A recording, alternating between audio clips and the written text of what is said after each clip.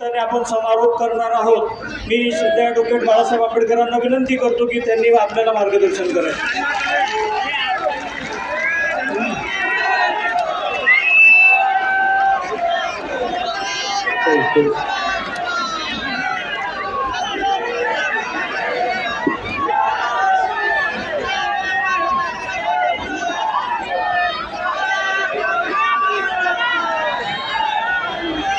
सर्वात प्रथम आपल्या सगळ्यांचा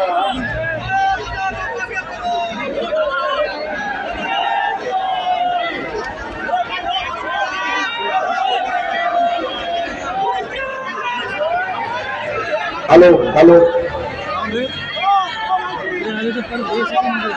आपल्या सगळ्यांचा असणारा पहिल्यांदा अभिनंदन करतो।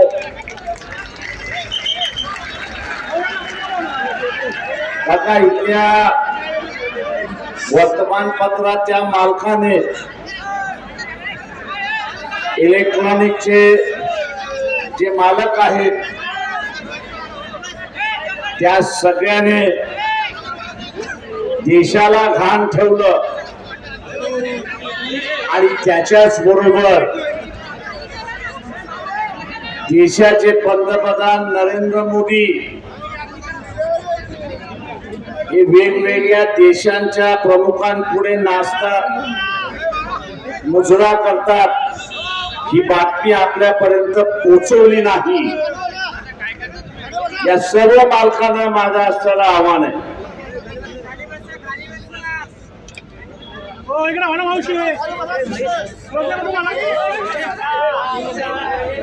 माझं या सगळ्या मालकांना असलेलं आव्हान आहे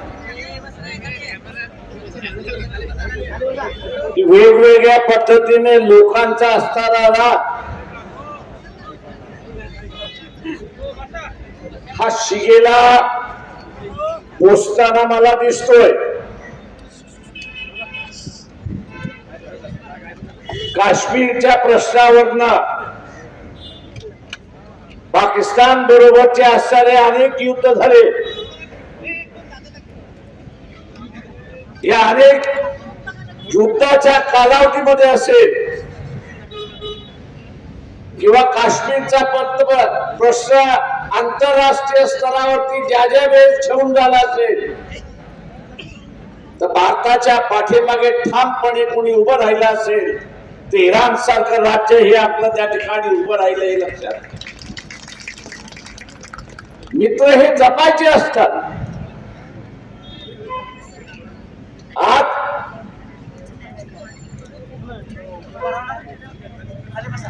इराणवरती हल्ला झाला,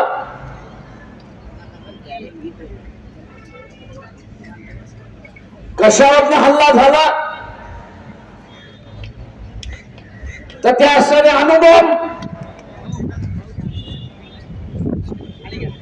निर्माण करतात आहेत आणि कुठल्याही मुस्लिम राष्ट्राकडे अणुबॉम्ब असू नये अशी असणारी भूमिका असेल मग भारत सरकारने पहिल्यांदा विचारलं पाहिजे की पाकिस्तानकडे अणुबॉम्ब कसं काय तुम्ही येऊ दिलं त्याचा खुलासा। मैत्री जपण्याच्या ऐवजी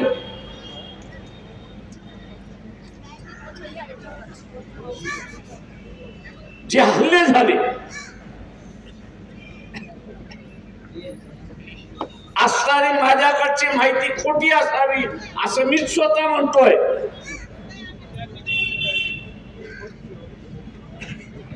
इराणवरती हल्ला होण्याच्या अगोदर एक आठवडा अफगाणिस्तान आणि पाकिस्तानने एकमेकांविरोधात हल्ला केला होता हे लक्षात घ्या। अफगाणिस्तानची सुद्धा भूमिका होती की इराणवरती हल्ला होऊ नये, शेजारी राष्ट्र पाकिस्तान म्हणत होता की तिथे असणारा हल्ला होऊ नये, आम्ही असणाऱ्या इराणच्या मदतीला जाऊ। नरेंद्र मोदी इस्रायलला जातात, काय गुफ्तगू होतं याची आपल्याला माहिती नाही, पण त्यांचं विमान भारतामध्ये उतरण्याच्या अगोदर हल्ला होतो अशी असणारी परिस्थिती आहे. मी भारत सरकारला विचार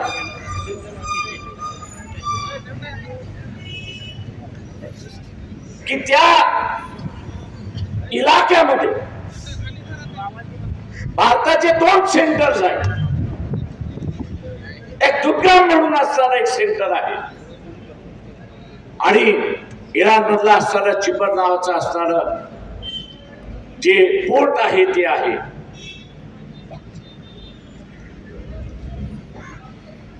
या हल्ल्याच्या मध्ये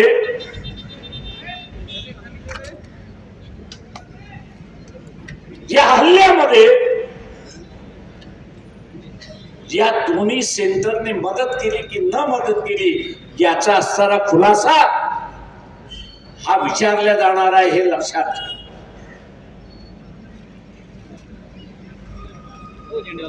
आज भारताची असणारी जी आर्थिक परिस्थिती मजबूत आहे, मजबूत आहे याचं एकच कारण आहे की जे आखाती देशामध्ये भारतीय नागरिक काम करतोय त्यांनी कमवलेला पैसा हा भारतामध्ये पाठवला जातो.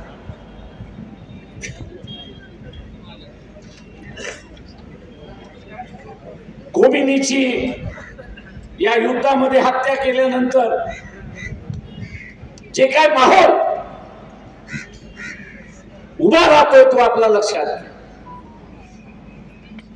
एक मुस्लिम राष्ट्रामधले राज्यकर्ते अमेरिकेच्या बाजूने आहेत, पण जनता ही इराणच्या बाजूने आहे, हे आपण साधं लक्षात.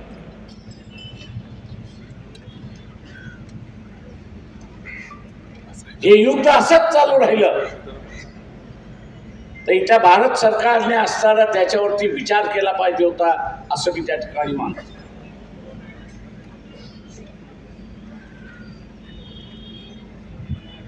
दोन कोटीच्या वरती भारतीय त्या आखाती देशामध्ये जसं अमेरिकेच्या सैन्याच्या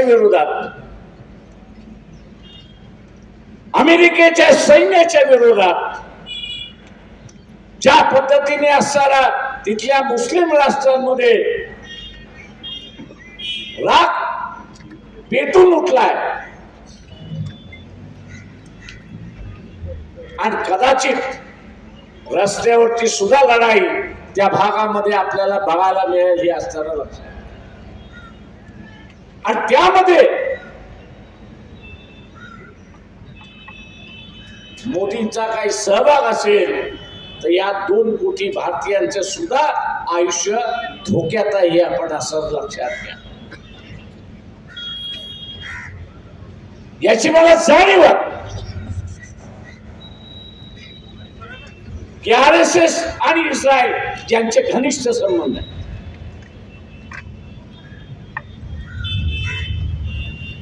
यांचे घनिष्ठ संबंध आहेत.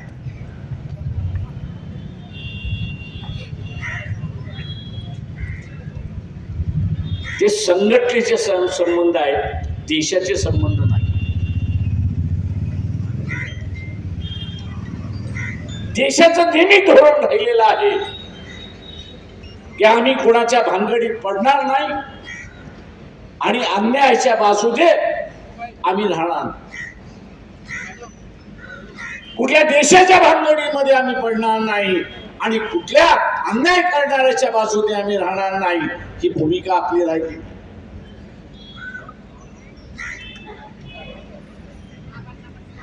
फिलिस्तीनच्या लोकांवरती ज्यावेळेस हल्ला झाला त्यावेळेस इथेच मुस्लिम संघटनांना घेऊन आपण असा मोर्चा काढला की शासनाने भूमिका घ्यावी. आजही आपल्याला त्या ठिकाणी दिसत नाही. जो करारनामा झालाय अमेरिकेबरोबर, करारनामा जो झालेला आहे त्या करारनाम्यामधलं फक्त एक गोष्ट आपल्या समोर येते आणि ती म्हणजे शेतीच्या संदर्भातली. करारनामा फक्त असताना शेतीच्या संदर्भातला झालेला नाही, तर त्याच्यामध्ये असं म्हटलेलं आहे, त्या करारनाम्याचा म्हटलेलं आहे, अमेरिकेची जी चिंता असेल, अमेरिकेचं जे परराष्ट्र धोरण असेल, भारताला त्याच्याशी जुळून घ्यावं लागणार आहे. भारताला काय करावं लागणार, तर त्याला जुळवून घ्यावं लागणार हे लक्षात घ्या. आणि म्हणून इथला असणारा मोहन भागवत यांना असताना आम्ही विचारतोय, आणि म्हणून मोहन भागवत यांना आम्ही असताना विचारतोय की हे युद्ध वाढलं तर भारताचा सैनिक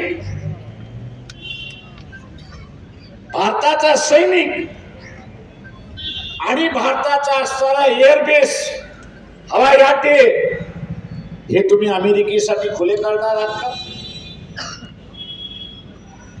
तो अमेरिकेच्या सांगण्यावर खुलं करणार असाल तर तुमचं स्वायत्ता गेली कुठे? तुम्ही स्वतंत्र राहिलात कुठे निर्णय घेण्याचे?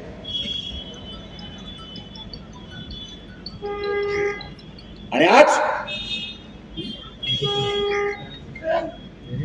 पुन्हा या देशाला गुलाम करण्याची प्रक्रिया सुरुवात झाली आहे हे लक्षात घ्या. आर्थिक दृष्टिकोनातून गुलाम करण्याची, राजकीय दृष्टिकोनातून गुलाम करण्याची, आणि या देशाचा असणारा सार्वभौम हे अमेरिकेकडे खान ठेवण्याचा असं असणार.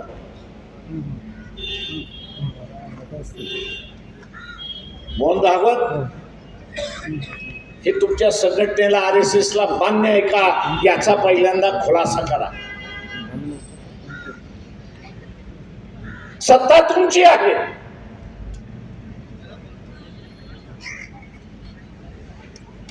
आमची सत्ता वेगळी राहणार. विथ अ डिफरन्स हा शब्द प्रयोग तुम्ही केला होता. हा जो वेगळेपणा आहे, डिफरन्स जो आहे, हा गुलामीचा डिफरन्स होता. तुम्हाला या देशाला गुलाम करायचं होतं, आणि तुमचा करारनामा हा गुलामीचा करारनामा आहे, हा जाहीरनामा आहे असं मी त्या ठिकाणी मानतोय. बाबासाहेब म्हणाले होते की यापुढे पेनाच्या ताकदीतून असणारा देशाला गुलाम केला जाणार, पेनाच्या ताकदीतून असणारा गुलाम केला जाणार. आणि आज आपल्याला दिसतंय की एग्रीमेंटच्या माध्यमातून आपल्याला गुलाम करण्यात आलेला आहे अशी परिस्थिती.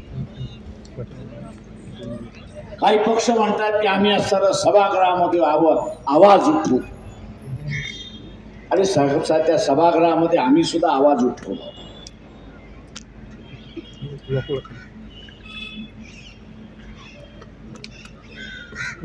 आम्ही सुद्धा आवाज उठवला होता,